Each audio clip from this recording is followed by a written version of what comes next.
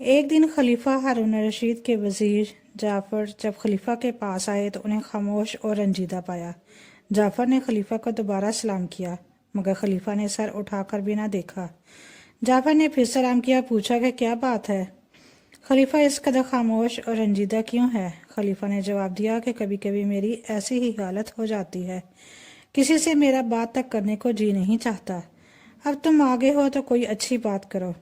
جعفر نے کہا، آج آپ کے شہر میں گشت کرنے کا دن ہے، اگر مناسب سمجھیں تو لباس تبدیل کر کے شہر میں چلیں، اس طرح آپ کا دل بھی بہل جائے گا۔ خلیفہ تیار ہو گیا، دونوں نے اپنا لباس تبدیل کیا اور محل کے خفیہ دروازے سے نکل کر شہر کی طرف چل پڑے۔ راستے میں ایک جگہ دیکھا کہ ایک نابینا اندھا فقیر کھڑا ہے۔ یہ دونوں اس کی طرف بڑھے۔ فقیر نے اٹھ کر صدا لگائی کہ اللہ کے نام پر بابا کچھ خیرات ملے۔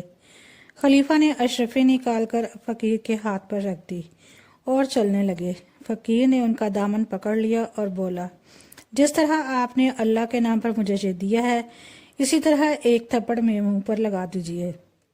خلیفہ ہارون رشید یہ عجیب سوال سن کر بڑے حیران ہوئے اور اسے ایک نابینا فقیر کی غلطی سمجھ کر آگے بڑھنے لگے، لیکن فقیر نے دامن نہ چھوڑا اور اصرار کرنے لگا کہ میرے منہ پر ایک چانٹا مار دیجئے، اگر یہ منظور نہ ہو تو مجھے آپ کی اشرفی قبول نہیں، اسے واپس لے لیجئے۔ خلیفہ نے اس کے اصرار پر مجبور ہو کر اس کے منہ پر ہلکے سے ایک چانٹا مار دیا۔ کچھ دیر جانے کے بعد ہارون رشید کو خیال آیا کہ فقیر نے جو یہ حرکت کی تو ضرور اس میں کوئی راز ہے۔ انہیں جستجو ہوئی کہ راز معلوم کرنا چاہیے۔ انہوں نے وزیر سے کہا کہ وہ اس فقیر کو جا کر بتا دیں کہ اس کو ایک اشرفی خلیفہ نے دی ہے، ان کا حکم ہے کہ کل دوپہر کو ان کے دربار میں وہ حاضر ہو۔ وزیر نے خلیفہ کے حکم کی تعمیل کی اور پھر دونوں آگے بڑھے۔ کچھ دیر دور گئے ہوں گے کہ دیکھا کہ ایک نوجوان ایک گھوڑی پر سوار ہے اور اس گھوڑی کو بڑی بے رحمی سے مار رہا ہے۔ خلیفہ کو یہ بہت ناگوار گزرا اور انہوں نے وزیر جعفر سے کہا کہ اس نوجوان کے پاس جاؤ اور اس کو بتاؤ کہ ہم کون ہیں اور کہو کہ وہ کل دوپہر ہمارے دربار میں حاضر ہو۔ خلیفہ کے حکم کے مطابق نوجوان کو روک کر ہدایت دی کہ وہ کل دوپہر دربار میں حاضر ہو۔ اب خلیفہ ہارون رشید اور ان کے وزیر جعفر آگے بڑھے تو انہیں شہر کے کنارے پر ایک بڑا عالیشان مکان نظر آیا۔ خلیفہ نے وزیر سے کہا، معلوم ہوتا ہے یہ مکان ہمارے کسی افسر کا ہے، جاؤ ذرا معلوم کرو تو یہ افسر کون ہے، کس کا مکان ہے اور اس کا اپنے پڑوسیوں اور اس علاقے کے لوگوں کے ساتھ کیسا سلوک ہے۔ وزیر جعفر نے مکان کے پاس جا کر معلومات کی۔ انہیں بتایا گیا کہ یہ عالیشان مکان ایک شخص کا ہے جس کا نام حسن ہے۔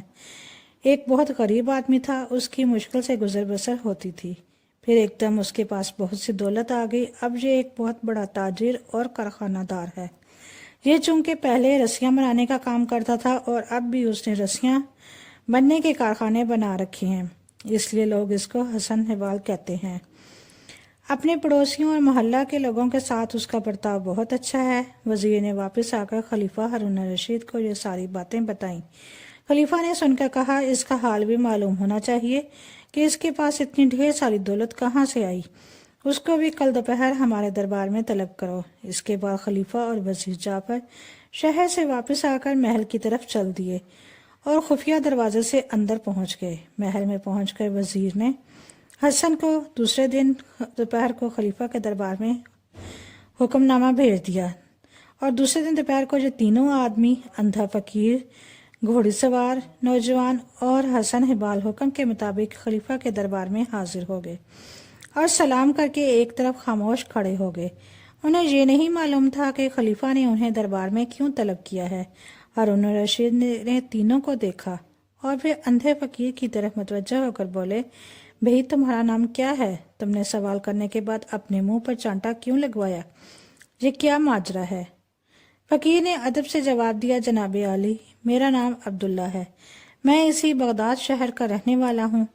میرے باپ نے مرتے وقت جو روپیہ پیسہ چھوڑا تھا وہ میں نے فضول خرچی میں بہت جلد اڑا دیا اور تنگ دست ہو گیا۔ پھر میری بیوی نے مجھے سمجھایا اور میں نے اس کے کہنے پر 2 اونٹ خرید کر باربرداری کا کام شروع کر دیا۔ حالات بہتر ہوتے چلے گئے اور میں خوشحال ہو گیا۔ 80 کے قریب اونٹ تھے اور اب میرے پاس میرا کام چل نکلا تھا۔ ایک دن میں ایک سوداگر کا مال بصرہ کی بندرگاہ پر پہنچا کر بغداد واپس آ رہا تھا کہ راستے میں ایک جگہ سستانے کے لیے بیٹھ گیا۔ اونٹوں کو بھی ان کے پاؤں باندھ کر چلنے کے لیے چھوڑ دیا۔ کچھ دیر گزری ہوگی کہ ایک درویش راہ چلتا آیا اور میرے پاس بیٹھ گیا۔ سلام دعا کے بعد ہم آپس میں باتیں کرنے لگے، ایک دوسرے سے واقفیت ہوئی، پھر ہم نے ساتھ کھانا کھایا۔ اس دوران میں درویش نے مجھ سے کہا کہ اس جگہ کے قریب جو پہاڑی ہے اس میں اتنا بڑا خزانہ ہے، اگر تم اسے اپنے سارے اونٹوں پر لاد دو تو وہ بھی کم نہ ہو۔ یہ سن کر مجھے لالچ آیا اور میں نے کہا یہ خزانہ مجھے دکھائیے۔ درویش نے کہا کہ اس میں شرط یہ کہ اس لیے میں تمہیں یہ خزانہ دکھا سکتا ہوں کہ تم اپنے آدھے اونٹ مجھے دے دو۔ میں نے دل میں سوچا کہ 80 اونٹوں میں سے 40 اونٹ اگر اس کو دے دوں تب بھی میرے پاس 40 بچیں گے۔ خزانے سے یہ بھرے اونٹ بھی میری کئی پشتوں کے لیے کافی ہوں گے۔ اگر ان 40 اونٹوں کے بدلے اتنا بڑا خزانہ مل رہا ہے تو یہ سودا برا نہیں۔ یہ سوچ کر میں نے درویش سے کہا کہ مجھے اس کی شرط قبول ہے۔ اس بار درویش نے مجھ سے کہا کہ میں اونٹوں کو لے کر اس کے پیچھے چلوں۔ ہم تھوڑی دور چلے ہوں گے کہ ایک پہاڑی درہ نظر آیا۔ درہ چونکہ بہت تنگ تھا اس لیے اونٹوں کو ایک قطار میں کر کر درویش کے پیچھے پیچھے اس درے میں داخل ہوا۔ کچھ دور چلنے کے بعد درویش رک گیا اور کہنے لگا ہم خزانے تک پہنچ چکے ہیں، اونٹوں کو یہیں بٹھا دو۔ میں نے اس کے کہنے پر اونٹوں کو بٹھا دیا، پھر وہ مجھے لے کر آگے چلا۔ چند قدم چل کر اس نے لکڑیاں جمع کر کے آگ جلائی اور آگ پر خوشبودار سفوف چھڑک کر کچھ پڑنے لگا جسے میں سمجھ نہ سکا۔ چند لمحوں بعد اچانک زمین لرزنے لگی اور ایک جگہ سے زمین پھٹی۔ جس جگہ سے یہ زمین پھٹی وہاں ایک عالیشان دروازہ نظر آیا۔ درویش نے مجھے اشارہ کیا کہ آؤ، پھر ہم دونوں اس دروازے کے اندر داخل ہو گئے۔ عالیجہ جب میں اندر گیا تو میری آنکھیں پھٹی کی پھٹی رہ گئیں۔ ہر طرف ہیرے جواہرات اور اشرفیوں کے انبار لگے تھے۔ میں اس کو دیکھتے ہی لالچیوں کی طرح جھپٹا اور یہ سارے جواہرات اپنے اونٹوں پر لادنے شروع کر دیے۔ جب تمام اونٹ بھر گئے اور ہم واپس جانے کے لیے دروازے سے نکلنے لگے تو درویش نے چاندی کی ایک ڈبیا ایک صندوق سے نکالی اور مجھے دکھا کر اپنی جیب میں رکھ لی۔ اس کے بعد اس نے کچھ پڑھنا شروع کیا جس کو میں سمجھ نہ سکا۔ ابھی ہم دروازے سے نکلے تھے کہ زمین ہلی اور پھر خزانے کا دروازہ خود بخود بند ہو گیا۔ ہم پھر اسی درے میں پہنچ گئے جہاں سے گزر کر آئے تھے۔ درے سے نکل کر 40 اونٹ لے کر ایک طرف کو میں چل دیا اور دوسری طرف کو درویش۔ خلیفہ اب میں ایک چند قدم ہی چلا ہوں گا کہ میرے دل میں یہ خیال اچانک سے آیا کہ اگر ان 40 اونٹوں میں سے اگر یہ بھی میرے پاس ہوتے تو کتنا بڑا خزانہ میرے پاس ہوتا۔ میں نے تو یہ سوچا نہیں کہ درویش کی بدولت مجھے دولت میں اتنا بڑا مال مل گیا۔ 40 اونٹ ہاتھ سے نکل جانے کا افسوس کرنے لگا۔ پھر مجھ سے صبر نہ ہو سکا اور میں دوڑ کر درویش کے پاس گیا اور اسے کہنے لگا حضرت آپ تو تارک دنیا ہیں، اتنے اونٹوں کا انتظام نہیں کر سکیں گے، بہتر ہے 10 اونٹ ان میں سے مجھے واپس کر دیں۔ میری یہ بات سن کر درویش نے 10 اونٹ مجھے کچھ کہے بغیر دے دیے اور 30 اونٹ لے کر وہاں سے چلا گیا۔ 10 اونٹ لے کر میں واپس آنے لگا تو پھر مجھے خیال آیا کہ میں نے بے وقوفی کی، کچھ اور اونٹ واپس مانگ لیتا۔ اس خیال کے آتے ہی میں پھر درویش کی طرف بھاگا، اسے روک کر اس سے کہا کہ اگر 30 ہیں تو اس میں سے 20 اونٹ مجھے دے دے۔ اونٹوں کی دیکھ بھال میں اچھی طرح جانتا ہوں، اس لیے کہ میں نے 20 کی دیکھ بھال کرتا رہتا ہوں۔ بہتر ہے کہ آپ یہ 20 اونٹ مجھے دے دیں۔ درویش نے اب بھی کچھ نہ کہا اور 20 اونٹ میرے حوالے کر دیے اور میں انہیں لے کر چل دیا۔ عالیجہ میں لالچ میں اندھا ہو رہا تھا۔ میں نے سوچا کہ کسی ترکیب سے باقی 10 اونٹ بھی درویش سے واپس لے لوں۔ چنانچہ میں پلٹا اور دوڑتا ہوا درویش کے پاس جا پہنچا اور جو 10 اونٹ اس کے پاس باقی رہ گئے تھے وہ بھی اسی طرح کی باتیں کر کے میں نے اس سے لے لیے۔ اونٹ لے کر ابھی میں واپس ہو ہی رہا تھا کہ مجھے چاندی کی اس ڈبیا کا خیال آیا جو درویش نے میرے سامنے اپنی جیب میں رکھی تھی۔ میں سوچنے لگا کہ اس ڈبیا میں کوئی ایسی قیمتی چیز ہے کہ درویش نے جواہرات سے بھرے 40 اونٹ کچھ کہے سنے بغیر ہی اسے دے دیے، اس لیے جیسے بھی ہو یہ ڈبیا بھی مجھے حاصل کرنی چاہیے۔ میں نے چکنی چپڑی باتیں کر کے اور اس کی خوب تعریفیں کر کے اس سے التجا کی کہ وہ یہ ڈبیا بھی مجھے دے دے، مگر درویش نے صاف انکار کر دیا۔ اس کے انکار کرنے سے مجھے اور بھی یقین ہو گیا کہ اس ڈبیا میں ضرور کوئی ایسی قیمتی چیز ہے اور بدقسمتی میرے دروازے پر دستک دے رہی تھی۔ شاید در بدر کی ٹھوکریں کھانا اور بھیک مانگنا میری قسمت میں لکھا تھا۔ میں نے جواہرات سے بھرے 80 اونٹوں کی پرواہ نہ کی اور اس ڈبیا کو حاصل کرنے کے لالچ میں دیوانہ ہو گیا۔ میں نے درویش کو دھمکی دی کہ اگر اس نے یہ ڈبیا میرے حوالے نہ کی تو میں زبردستی اسے چھین لوں گا۔ درویش نے جب یہ دیکھا کہ میں ڈبیا لے بغیر واپس نہیں جاؤں گا تو اس نے وہ ڈبیا جیب سے نکال کر میرے حوالے کر دی اور ایک طرف چل دیا۔ میں نے اسے روکا اور کہا کہ تم نے ڈبیا تو دے دی، مگر اس میں ہے کیا یہ بھی تو بتاتے جاؤ۔ درویش نے جواب دیا، اس میں ایک عجیب قسم کا سرمہ ہے، اگر اس سرمے کو دائیں آنکھ میں لگاؤ تو زمین میں دفن ساری دنیا کے خزانے نظر آ جاتے ہیں۔ میں یہ سن کر بہت خوش ہوا۔ میں نے درویش سے کہا کہ یہ سرمہ میری دائیں آنکھ میں لگا دے۔ پہلے تو درویش نے انکار کیا، پھر جب میں نے اصرار کیا تو اس نے ڈبیا میں سے سرمہ دانی نکال کر ایک سلائی جو سرمہ دانی کے ساتھ رکھی تھی سرمہ میری دائیں آنکھ میں لگا دیا۔ سرمہ لگاتے ہی مجھے زمین کے پوشیدہ خزانے نظر آنے لگے۔ میں نے سوچا کہ ایک آنکھ میں سرمہ لگانے کی تو یہ تاثیر ہے، اگر دونوں آنکھوں میں یہ سرمہ لگا دیا جائے اور نہ جانے کیا کیا پوشیدہ چیزیں نظر آنے لگیں گی۔ چنانچہ میں نے درویش سے کہا کہ وہ میری بائیں آنکھ میں بھی یہ سرمہ لگا دے۔ میری یہ بات سن کر وہ بولا کہ میں ایسا نہیں کروں گا، اس کی تاثیر الٹی ہے، اگر بائیں آنکھ میں تم نے یہ سرمہ لگوایا تو نقصان اٹھاؤ گے، اندھے ہو جاؤ گے۔ میں نے سوچا کہ درویش جھوٹ بولتا ہے، بھلا ایک چیز ایک ہی وقت میں فائدہ اور نقصان کیسے دے سکتی ہے؟ اس میں ضرور کوئی بڑا فائدہ ہے جو یہ میری دوسری آنکھ میں سرمہ نہیں لگانے دے رہا۔ میں نے درویش سے اصرار کیا کہ وہ میری بائیں آنکھ میں بھی سرمہ لگا دے۔ درویش نہ مانا، میں اصرار کرتا رہا اور وہ انکار۔ آخرکار میں نے تنگ آ کر کہا کہ اگر اس نے میری بائیں آنکھ میں سرمہ لگانے سے انکار کیا تو میں اسے جان سے مار ڈالوں گا۔ یہ کہہ کر میں اس کی طرف بڑھا تو وہ کہنے لگا، اچھا ٹھیک ہے، اگر تم اس قدر ضد کرتے ہو تو میں تمہاری بائیں آنکھ میں بھی یہ سرمہ لگائے دیتا ہوں، مگر اس کا گناہ مجھ پر نہ ہوگا، جو نقصان پہنچے گا اس کے ذمہ دار تم خود ہوگے۔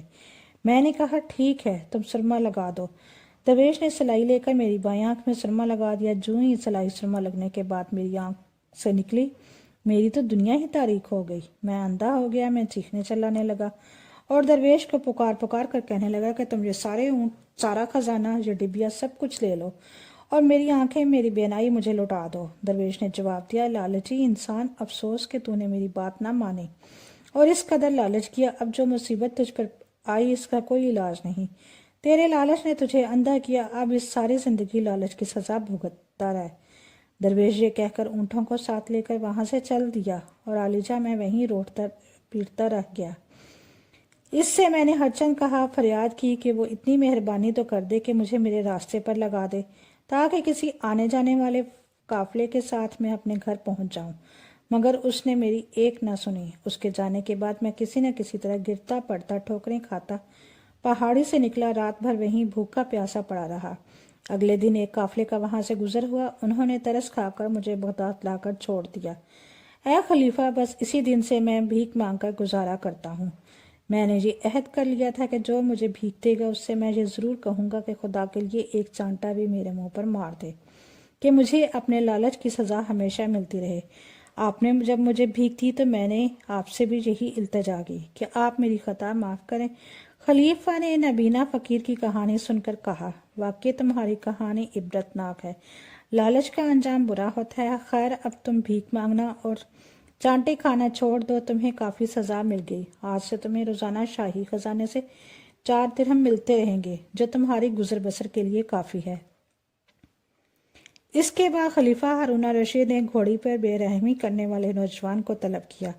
نوجوان نے آگے بڑھ کر خلیفہ کو سلام کیا اور خاموش کھڑا ہو گیا۔ ہارون الرشید نے کہا، اے نوجوان، اب تم بتاؤ، تم اس گھوڑی کو اس قدر بے رحمی سے مار رہے تھے؟ جانوروں پر ظلم کرنا ہرگز گوارا نہیں کر سکتا میں۔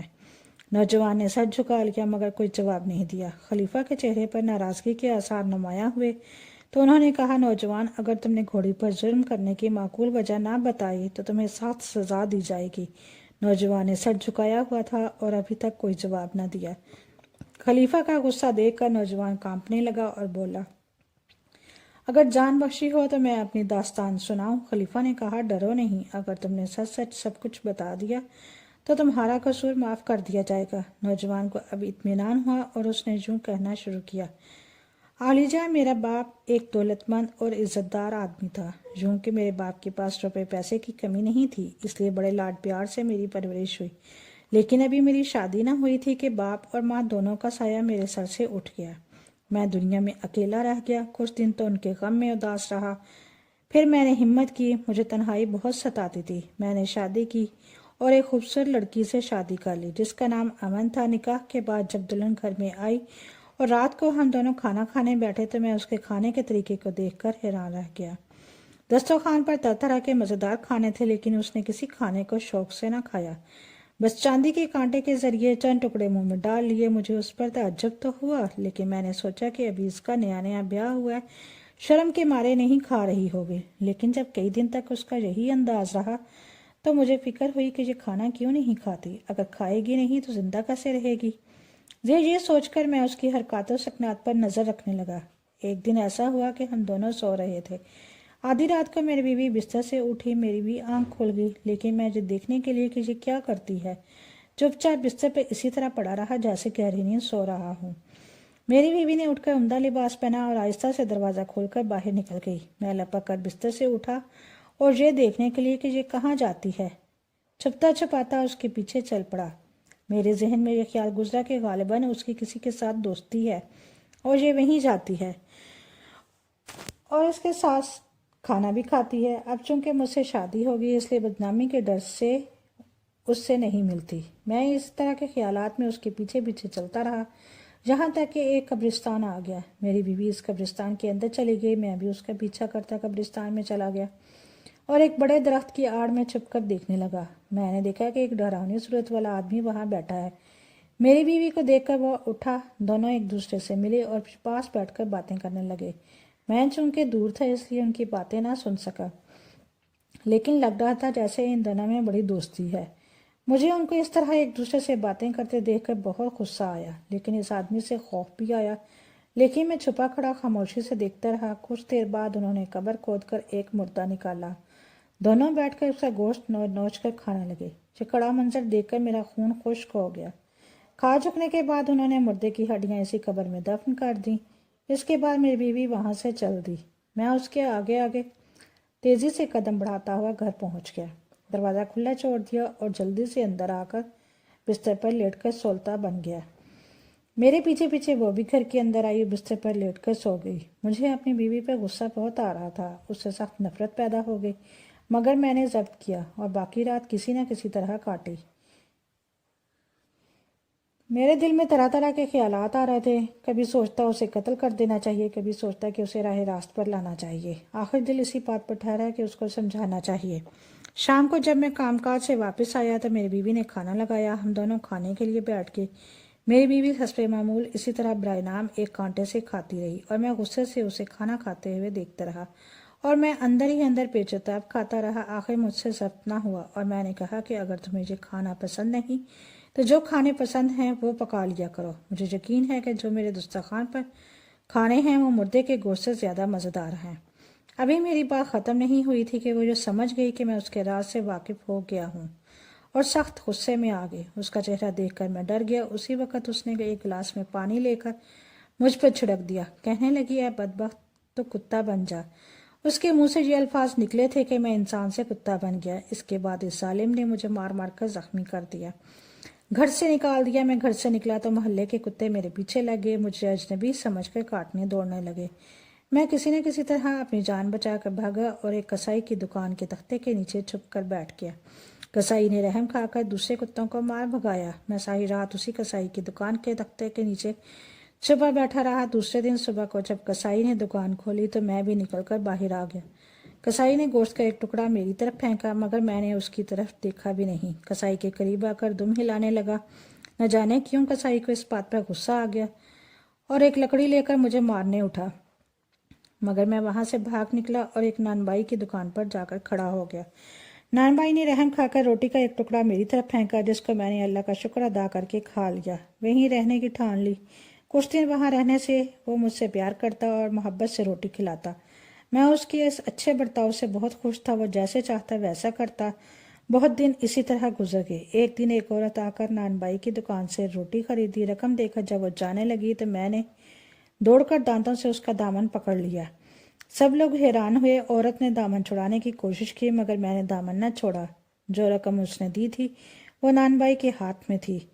جب اس نے مجھے اپنی طرف بلایا تو میں نے اچک کر رقم اس کے ہاتھ سے لے لی۔ ایک سکہ جو اس میں کھوٹا تھا وہ میں نے الگ کر کے نان بھائی کی طرف پھینک دیا۔ جب نان بھائی نے اسے دیکھا تو عورت سے کہا، یہ سکہ کھوٹا ہے، اسی لیے میرے کتے نے تمہارا دامن پکڑ لیا۔ عورت کہنے لگی، نہیں، یہ کھوٹا نہیں ہے۔ نان بھائی بولا، میرا کتا کھرے اور کھوٹے کی پہچان رکھتا ہے۔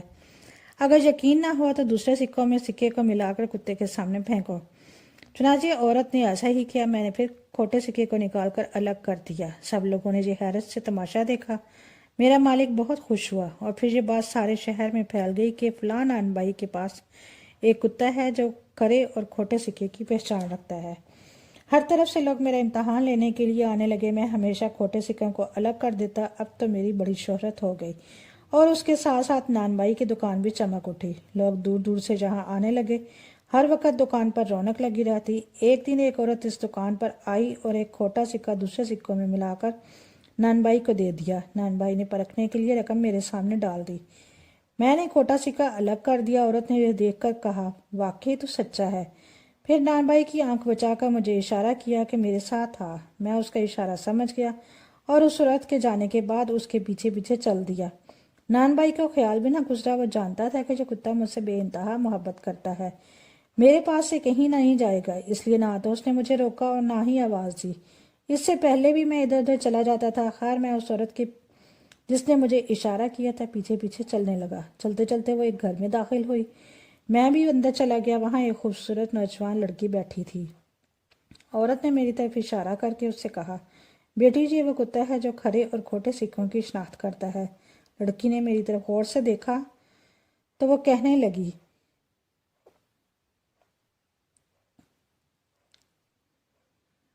اس لڑکی نے پانی پر کچھ پڑھ کر پھونکا، پھر وہ پانی مجھ پر چھڑک کر بولی، اگر تو کسی اور شکل سے کتے کی شکل میں آیا ہے تو اپنی اصلی شکل پر آ جا۔ اس کا یہ کہنا تھا کہ میں کتے سے پھر انسان بن گیا۔ اس نوجوان لڑکی کے قدموں پر گر کر اس کا شکریہ ادا کرنے لگا۔ پھر میں نے اس کو اپنا پورا قصہ سنایا، جسے سن کر وہ افسوس کرنے لگی۔ پھر وہ بولی، میں چاہتی ہوں اس عورت کو اس کے کیے کی سزا دوں۔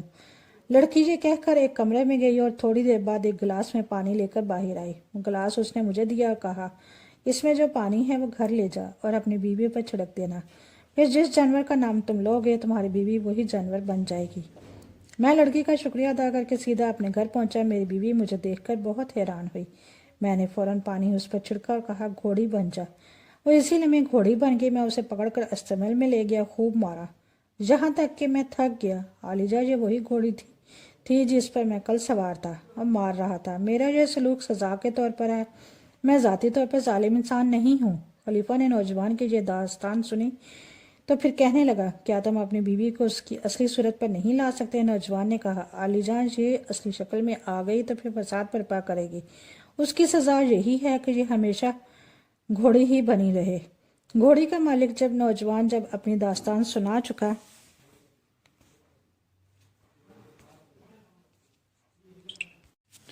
خلیفہ نے حسن کو اشارہ کیا اور کہا کہ وہ بتائے اس نے اتنا مال کہاں سے حاصل کیا۔ حسن آگے بڑھا اور یوں اپنی کہانی شروع کی، عالیجا، میرا نام حسن ہے اور میں شہر بغداد میں رسی بٹنے کا کام کیا کرتا تھا۔ صبح سے شام تک سخت محنت کرنے کے باوجود مشکل سے اپنے بیوی بچوں کا پیٹ بھرنے کے قابل روزی نصیب ہوتی۔ ایک عرصہ تک کسی غربت اور افلاس میں دیانتداری سے زندگی بسر کرتا رہا۔ بے ایمانی اور جھوٹ میرے نزدیک دنیا کے تمام گناہوں سے بڑھ کر گناہ تھا۔ میری یہی بات شاید اللہ کو پسند آئی اور اس نے دو خاص نوجوانوں کو، جن کو میں جانتا تک نہ تھا، میری مدد پر آمادہ کیا۔ بعد میں یہ دونوں میرے دوست بھی بن گئے، اللہ کے فضل سے زندہ اور سلامت ہیں اور میری کہانی کے گواہ ہیں۔ ان میں سے ایک کا نام سعدی اور دوسرے کا نام سعد ہے۔ اے خلیفہ، سعدی امیر کبیر آدمی تھا اور سعد غریب، لیکن دونوں میں پرخلوص دوستی تھی۔ دونوں ایک دوسرے کا دم بھرتے۔ ایک دن ان دونوں میں تقدیر اور تدبیر کے مسئلے پر بحث چھڑ گئی۔ سعدی کہتا ہے کہ انسان کو غریبی اور خوشحالی، رنج اور راحت تدبیر سے حاصل ہوتی ہے۔ سعد اس سے متفق نہیں تھا۔ اس کا کہنا تھا کہ خوشی اور غمی، خوشحالی اور غریبی اللہ کی طرف سے ہے۔ جو کچھ ہوتا ہے تقدیر سے ہوتا ہے۔ اگر تقدیر خراب ہو تو تدبیر سے کچھ نہیں بنتا۔ دونوں دوستوں میں یہ بحث دیر تک رہی، لیکن کوئی فیصلہ نہ ہو سکا۔ آخر انہوں نے کہا کہ چلو آزماتے ہیں۔ اس طرح کہ ایک غریب آدمی کا کچھ رقم دی جائے اور دیکھا جائے کہ وہ اس رقم سے کہاں تک اپنی حالت بہتر بنا سکتا ہے، اپنی تدبیر سے کس قدر خوشحال ہو سکتا ہے۔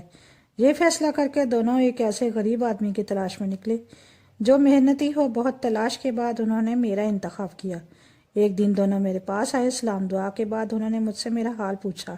میں نے خوش دلی سے بتا دیا کہ میری گزر بسر کیسے ہو رہی ہے۔ اس پر دونوں نے آپس میں مشورہ کیا اور فیصلہ کیا کہ تدبیر اور تقدیر کی آزمائش کے لیے میں موزوں آدمی ہوں۔ یہ فیصلہ کرنے کے بعد سعدی نے، جو تدبیر کا قائل تھا، مجھ سے کہا، حسن، اگر میں تمہیں 200 اشرفیاں کاروبار کرنے کے لیے دوں تو کیا تم اس رقم سے اپنا کاروبار اتنا بڑھا لو گے کہ تم خوشحال ہو جاؤ؟ میں نے جواب دیا کہ 200 اشرفیوں سے میں ایک دم امیر نہیں بن سکتا، لیکن اللہ کا فضل اگر شامل حال رہا تو رفتہ رفتہ خوشحال ضرور ہو جاؤں گا۔ میرا یہ جواب سن کر سعدی نے 200 اشرفیاں مجھے دے دیں۔ یہ تم کو اللہ کے نام پر تمہارے مانگے بغیر دے رہا ہوں، ان کو احتیاط سے خرچ کر کے اپنا کاروبار بڑھاؤ، ہم دونوں تمہاری تنگ دستی دور ہو جانے سے خوش ہوں گے۔ یہ کہہ کر وہ چلے گئے۔ میں ان دونوں کا دل میں شکریہ ادا کر کے سوچنے لگا ان کی دی ہوئی رقم کو اپنے کاروبار میں کس طرح لگاؤں کہ نفع ملے۔ چند گھنٹوں کی سوچ بچار کے بعد میں نے فیصلہ کیا مجھے ان اشرفیوں کا کیا کرنا ہے۔ میں نے 199 اشرفیاں ایک تھیلی میں بند کر کے اپنی پگڑی میں باندھ لی اور 10 اشرفیاں جیب میں رکھ کر بازار گیا۔ اس میں سے رسیاں بٹنے کے لیے سن خریدا اور گھر کی طرف چلا۔ راستے میں ایک کسائی کی دکان پر گوشت دیکھ کر میرا جی للچایا کہ کیوں نہ بہت دنوں سے ہم نے گوشت نہیں کھایا۔ چنانچہ میں نے جو مزدوروں کو سن اٹھائے ہوئے تھے گھر بھیج دیا اور میں خود گوشت خریدنے کسائی کی دکان پر چلا گیا۔ گوشت خرید کر جب میں اپنے گھر کے قریب پہنچا تو ایک چیل نے میرے ہاتھ میں گوشت دے کر جھپٹا مارا۔ اسی جھپٹنے میں میری پگڑی کھل گئی۔ چونکہ گوشت چیل کے پنجے میں نہیں آیا تھا اس لیے دوبارہ جھپٹا تو گوشت تو اب بھی ہاتھ نہ آیا، لیکن میری پگڑی اس کے پنجوں میں الجھ گئی۔ وہ اسے لے کر اڑ گئی اور میں دیکھتا رہ گیا۔ میں اس کے پیچھے بھاگا لیکن وہ نہ جانے اڑ کر کس طرف چلے گئی۔ آخرکار تھک ہار کر اشرفیاں گوا کر میں ننگے سر گھر پہنچا۔ مجھے اشرفیوں کے جانے کا افسوس تو تھا، لیکن اس سے زیادہ پریشانی یہ تھی کہ اگر سعدی نے آ کر پوچھا کہ تم نے اس اشرفیوں کا کیا کیا تو میں اس کو کیا جواب دوں گا؟ سچ بتاؤں گا تو اسے ہرگز یقین نہیں آئے گا، وہ مجھے جھوٹا سمجھے گا۔ کر ساری رات اسی فکر میں گزر گئی۔ میری بیوی نے جب مجھے فکر مند دیکھ کر پوچھا کہ کیا بات ہے، میں اتنا پریشان کیوں ہوں، تو مجھے اس کو اشرفیوں کے اس طرح چلے جانے کا قصہ سنانا پڑا۔ وہ بھی رونے لگی۔ میں نے اس کو سمجھایا کہ قسمت میں جو کچھ لکھا ہے وہ پورا ہو کر رہتا ہے۔ ہماری قسمت میں غریبی لکھی ہے تو ایک سعدی کیا 1,00,000 سعدی بھی ہمیں دولت مند نہیں بنا سکتے۔ خیر چند دنوں تک تو اشرفیوں کا غم رہا، پھر میں اپنے کام میں لگ گیا، سارا دن محنت کرتا اور دوست مجھے اسی طرح غریبی کی حالت میں دیکھ کر پوچھنے لگے کہ تمہارا کیا حال ہے اور جو اشرفیاں تمہیں دی گئی تھی ان کا کیا ہوا، تم نے اس سے کوئی فائدہ نہ اٹھایا؟ میں نے شرمندگی سے سر جھکا لیا اور پھر کہنے لگا، آپ کو شاید میری بات پر یقین نہ آئے مگر حقیقت یہی ہے جو میں بیان کر رہا ہوں۔ پھر میں نے ان کو چیل کی پگڑی اور اس میں بندھی ہوئی اشرفیوں کے جھپٹا مار کر لے جانے کا واقعہ سنایا۔ سعد نے میری بات پر یقین کیا اور کہنے لگا، ہاں ایسا ہو سکتا ہے۔ پھر وہ سعدی سے بولا، تم نے دیکھا قسمت کا کھیل، اب تو میری بات پر یقین کرو کہ تقدیر کے سامنے تدبیر کی نہیں چلتی۔ مگر سعدی نے پھر یہی کہا، نہیں، اصل چیز تدبیر ہے، تقدیر کچھ نہیں۔ کچھ دیر دونوں میں اسی بات پر بحث ہوتی رہی اور پھر سعدی نے 200 اشرفیاں نکال کر مجھے دیں اور کہا کہ ان کو کام میں لاؤ، پہلے کی طرح ضائع مت کرنا، مجھے امید ہے تم اس رقم سے خوشحال ہو جاؤ گے۔ یہ کہہ کر وہ چلے گئے اور میں اپنے کام میں لگ گیا۔ اتفاق سے اسی وقت گھر میں اکیلا تھا، میرے بیوی بچے عزیزوں کے پاس گئے ہوئے تھے۔ میں اپنی دکان سے گھر واپس آیا۔ میں نے مٹی کے ایک برتن میں وہ 190 اشرفیاں ڈال کر اسی مٹی کے برتن کا منہ بند کر دیا۔ ایک ٹوکرے میں جس میں بھوسا بھرا ہوا تھا چھپا کر رکھ دیا۔ 10 اشرفیاں میں نے اپنے پاس رکھ لی جس سے میں نے رسیاں بٹنے کے لیے سن خریدا۔ اس واقعے کے چوتھے دن میری بیوی بچے گھر واپس آئے۔ میں اپنی بیوی کو یہ بتانا بھول گیا تھا کہ میں نے بھوسے کے ٹوکرے میں اشرفیاں چھپا دی ہیں اور دکان پر چلا آیا۔ اتفاق سے اسی دن گلی میں ایک شخص کھلی بیچتا ہوا آیا۔ میری بیوی کو سر دھونے کے لیے کھلی چاہیے تھے۔ اس نے بھوسے کا ٹوکرا اٹھا کر کھلی خریدی، بھوسے کا ٹوکرا اس آدمی کو دے دیا، اس کے بدلے اس سے کھلی خریدی۔ دوپہر کو جب میں گھر پہنچا تو میں نے دیکھا کہ بھوسے کا ٹوکرا غائب ہے۔ ٹوکری کو دیکھ کر مجھے اشرفیاں یاد آئیں جو میں نے بھوسے میں رکھی تھی اور اس میں چھپا دی تھی۔ میں نے بیوی سے پوچھا کہ بھروسے کا ٹکڑا کہاں ہے، تو اس نے بتایا وہ تو اس نے پھیری والے کو دے دیا۔ بیوی کی بات سنتے ہی میری جان نکل گئی۔ میں نے کہا بدبخت تو نے مجھے تباہ کر دیا۔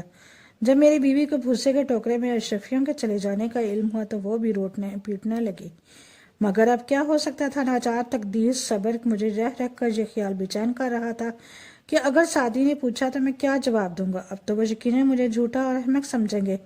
اشرفیوں کے جانے کے افسوس نے جھوٹا بننے کے خیال نے مجھے بیمار کر ڈالا اور میری حالت خراب ہو گئی۔ آخر ایک دن اسی مایوسی اور پریشانی کے عالم میں دونوں دوست سعدی اور سعد آ گئے۔ میں نے انہیں دیکھا تو میرا بس نہ چلا کہ کسی طرح ان کی نظروں سے غائب ہو جاؤں، مگر وہ مجھے دیکھ چکے تھے۔ ناچار میں نے انہیں سلام کیا اور انہوں نے میرا حال پوچھا۔ میں شرم سے کچھ نہ بول سکا۔ جب انہوں نے اصرار کیا تو میں نے ان کی دی ہوئی اشرفیوں کے دوبارہ کھو جانے کا قصہ سنایا اور اپنی شرمندگی کا اظہار کیا۔ سعدی کو سارے بات سن کر افسوس ہوا، مگر انہوں نے کہا کوئی فکر کی بات نہیں، اشرفیاں تمہیں قرض نہیں دی گئی تھی کہ ان کی ادائیگی کی تمہیں پریشانی ہو، وہ تمہیں محض اللہ کے واسطے دی گئی تھی تاکہ تم ان کو استعمال کر کے اپنی حالت درست کر لو۔ مجھے تمہارے حال پر افسوس ضرور ہوا ہے۔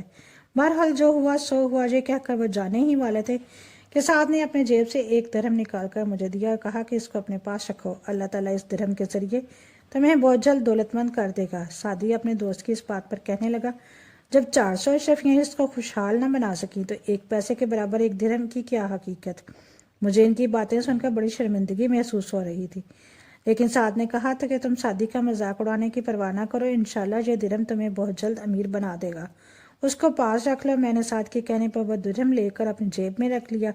دن بھر کام کر کے جب میں رات کو گھر پہنچا تو وہ درہم میں نے جیب سے گر پڑا۔ میں نے اس کو اٹھا کر ایک تخت پر رکھ دیا۔ اسی بات کو ایک دن گزرا ہوگا کہ میرے پڑوس میں جو ماہی گیر رہتا تھا اس کی بیوی میرے ہاں آئی اور میری بیوی سے کہنے لگے کہ ہمارا مچھلی پکڑنے کا جال ٹوٹ گیا ہے اور اسے ٹھیک کرنے کے لیے ایک سوت لانا ہے، اگر 1 درہم ہو تو مجھے دے دو، محلے میں ہر جگہ پوچھ کر آئی ہوں اور کہیں سے بھی 1 درہم نہیں ملا۔ میری بیوی نے وہ درہم جو سعد مجھے دے گیا تھا وہ اس ماہی گیر کی بیوی کو اٹھا کر دے دیا اور وہ چلی گئی۔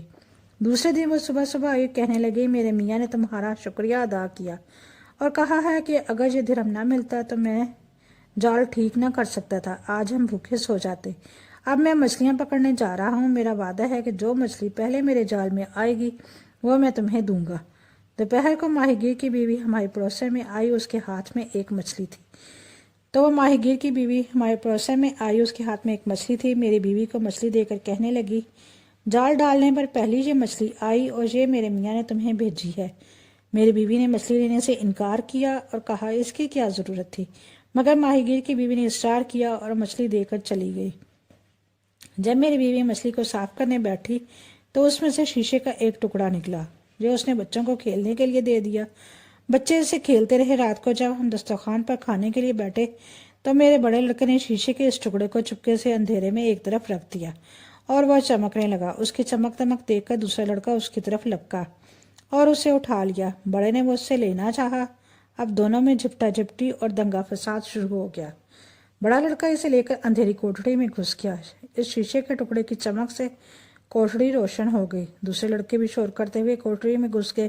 میں پریشان ہو کر انہیں ڈانٹنے کے لیے کوٹڑی میں گیا تو شیشے کے ٹکڑے کو یوں چمکتا دیکھ کر حیران رہ گیا۔ باہر لا کر دیکھا تو چراغ کی روشنی اس کے سامنے مان تھی۔ میں نے چراغ گل کر دیا تو بھی مکان میں روشنی رہی۔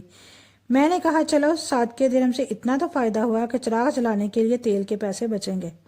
شیشے کے اس ٹکڑے کو لینے کے لیے میرے لڑکوں میں جو جھپٹا جھپٹی ہوئی اور جو شور مچا، اس سے پڑوسیوں کو فکر ہوئی کہ نہ جانے کیا معاملہ ہے۔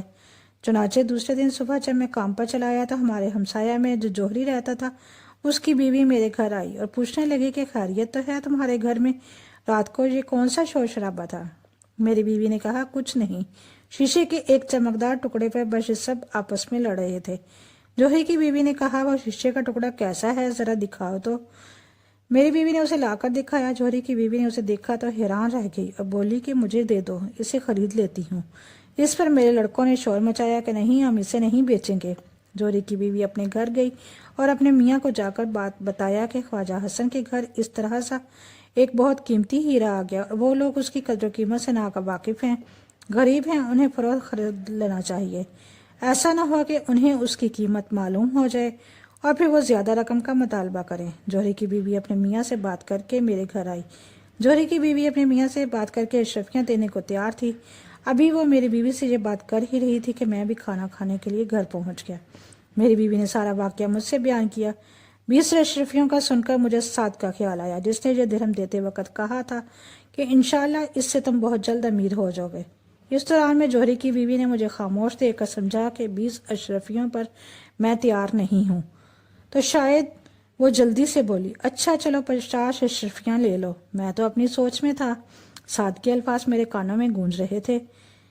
50 اشرفیوں کی بات سن کر مجھے کچھ شک ہوا۔ میں نے ابھی بھی کوئی جواب نہیں دے پایا تھا کہ جوہری کی بیوی نے کہا، اچھا اگر 50 اشرفیاں کم ہیں تو 100 اشرفیاں لے لو بھائی، اور یہ شیشے کا ٹکڑا مجھے دے دو۔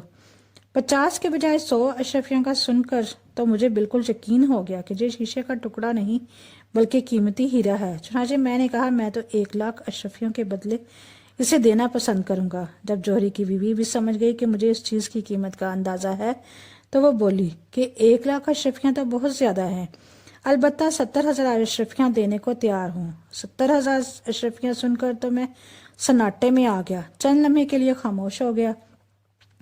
جوہری کی بیوی اتنی دیر میں گھر جا کر جوہری کو بلا لائی۔ جب جوہری نے قیمت پوچھی تو میں نے 1,25,000 بتائی۔ جوہری کہنے لگا وہ اس ہیرے کے 1,00,000 اشرفیاں دینے کو تیار ہے۔ کچھ دیر اس پر بحث ہوئی، پھر 1,00,000 پر سودا ہو گیا۔ اسی وقت جوہری 1,00,000 اشرفیاں مجھے دے کر ہیرا لے گیا۔ 1,00,000 اشرفیاں پا کر مجھے سعدی اور سعد کا خیال آیا۔ میں نے سوچا ان دونوں کو فوراً تلاش کرنا چاہیے کہ میں ان کا شکریہ ادا کروں۔ میں اسی وقت ان کی تلاش میں نکل کھڑا ہوا، لیکن ان کا کچھ پتہ نہ چلا۔ دوسرے دن میں نے ایک اچھی زمین خریدی اور ایک عالیشان مکان بنوایا، جو آپ دیکھ چکے ہیں۔ اس مکان کو میں نے اعلیٰ سامان سے سجایا اور پھر باقی رقم سے اپنے کاروبار کو بڑھایا۔ کئی مقامات پر رسی بٹنے کے جو میرا آبائی پیشہ تھا کارخانے قائم کیے، جن سے خوب آمدنی ہونے لگی اور میں ایک امیر آدمی بن گیا۔ لیکن سعد اور سعدی کا خیال میرے دل سے نہ نکلا اور میں مستقل ان کی تلاش میں رہا۔ پھر ایک دن وہ دونوں میرا حال معلوم کرنے کے لیے خود ہی اس جگہ پہنچے جہاں میں پہلے رہتا تھا۔ مجھے وہاں نہ پا کر انہوں نے لوگوں سے میرے بارے میں پوچھا تو انہوں نے بتایا کہ خدا جانے اس کو کہاں سے اچانک اتنی دولت مل گئی کہ وہ بغداد کا ایک امیر سوداگر ہے۔ اس نے فلاں جگہ پر ایک عالیشان محل بنوایا ہے اور وہیں رہتا ہے۔ سعد اور سعدی آپس میں یہ بحث کرتے ہوئے کہ یہ دولت میرے پاس کہاں سے آئی ہے اور لوگوں کے بتائے ہوئے پتے پر میرے عالیشان مکان کی تلاش میں آ گئے۔ سعدی کا دعویٰ ہے کہ انہوں نے مجھے جو 400 اشرفیاں دی ہیں یہ سب اسی کی بدولت ہے اور اسی 1 درہم کا کرشمہ ہے جو انہوں نے مجھے دیا تھا۔ موقع پر پہنچ کر انہوں نے میرے خادموں کے ذریعے اپنے آنے کی اطلاع دی۔ میں ان کا نام سن کر ننگے پاؤں اور ننگے سر ان کے استقبال کے لیے دوڑا، بڑی عزت سے ان کو اندر لا کر بٹھایا اور ان کا شکریہ ادا کیا۔ انہوں نے مجھے خوشحال دیکھ کر مبارکباد دی اور خوشی کا اظہار کیا۔ ادھر ادھر کی باتوں کے بعد انہوں نے جانے کو کہا، لیکن میں نے کہا کہ آپ دونوں میرے ساتھ کھانا کھائے بغیر ہرگز نہیں جائیں گے۔ پھر میں نے ان کی خوب خاطر تواضع کی اور عمدہ کھانا کھلایا۔ کھانے کے بعد میں ان کو لے کر اپنے محل کے باغ میں آیا۔ میں نے ان کو اپنے دولت مند ہونے کا قصہ سنایا، کہا کہ یہ سب کچھ اسی 1 درہم کی برکت سے ہوا جو سعد نے مجھے دیا تھا۔ سعدی نے میری بات کو تسلیم نہ کیا اور یہی کہتے رہے، میری دولت ان 400 اشرفیوں کا نتیجہ ہے جو انہوں نے مجھے دی تھی۔ ایک مچھلی کے پیٹ سے اس قدر قیمتی ہیرے کا نکلنا ناممکن بات ہے۔ ہم اسی طرح باتیں کرتے ہوئے باغ میں ٹہلنے لگے، پھر ایک درخت کے پاس پہنچ کر رک گئے جس پر ایک چیل کا بڑا سا گھونسلہ بنا ہوا تھا، اور میرے پرانے ملازم کے اعتقاد کے مطابق چیل کے گھونسلے میں مال ہوتا ہے، اسے اتارنے کی کوشش کر رہے تھے۔ ہم کھڑے ہوئے یہ تماشا دیکھنے لگے۔ تھوڑی دیر میں ایک ملازم نے جو درخت پر چڑھا چیل کا گھونسلہ نکال کر اوپر سے نیچے پھینکا۔ اللہ کی قدرت، اس گھونسلے میں میری وہ پگڑی جس میں سعدی کی پہلی بار دی ہوئی اشرفیاں تھیں نکل آئیں۔ میں اپنی پگڑی کو فوراً پہچان کر لپکا، اس میں بنی تھیلی کو دیکھ کر خوشی کے عالم میں کہنے لگا کہ جے جناب، اللہ نے میرا سچ ثابت کر دکھایا۔ سعدی نے کہا، ہو سکتا ہے یہ کسی اور کی پگڑی ہو، اس تھیلی میں اشرفیوں کے بجائے کچھ اور ہو۔ میں نے کہا، یہ ابھی معلوم ہو جاتا ہے۔ اگر اس تھیلی میں سے 190 اشرفیاں ہوئیں تو یہ میری ہیں۔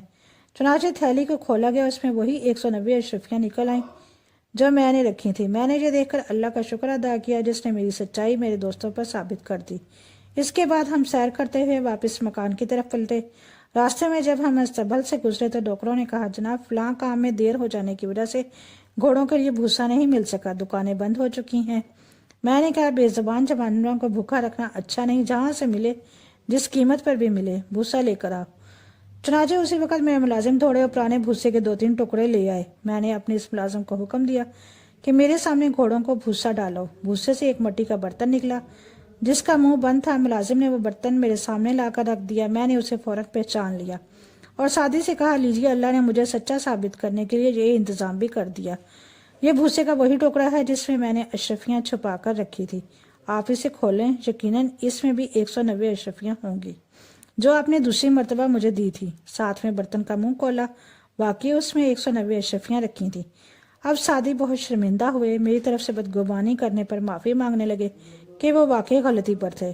تقدیر کے آگے تدبیر کا زور نہیں۔ پھر ہم گھر آ گئے۔ میں نے انہیں رات مہمان رکھا اور خاطر تواضع کر کے اگلے دن رخصت کیا۔ یہ ہے میری کہانی جو میں نے آپ کو پوری سنا دی۔ خلیفہ ہارون الرشید نے کہا، تمہاری کہانی بھی بہت عجیب ہے۔ وہ ہیرا جو تمہیں مچھلی کے پیٹ سے ملا تھا اب میرے خزانے میں ہے۔ تم میرے خزانچی کو جا کر یہ کہانی پھر سناؤ تاکہ وہ ہیرے کے ساتھ اس کہانی کو لکھ کر شاہی خزانے میں محفوظ کر دے۔ پھر خلیفہ ہارون الرشید نے نابینا فقیر، گھوڑی والے نوجوان اور خوش قسمت سوداگر کو انعامات دے کر رخصت کیا۔ کیسی تھی یہ کہانی؟ اگر اچھی لگے تو نیچے کمنٹ میں ضرور بتائیے اور ہمارے چینل کو سبسکرائب کیجیے۔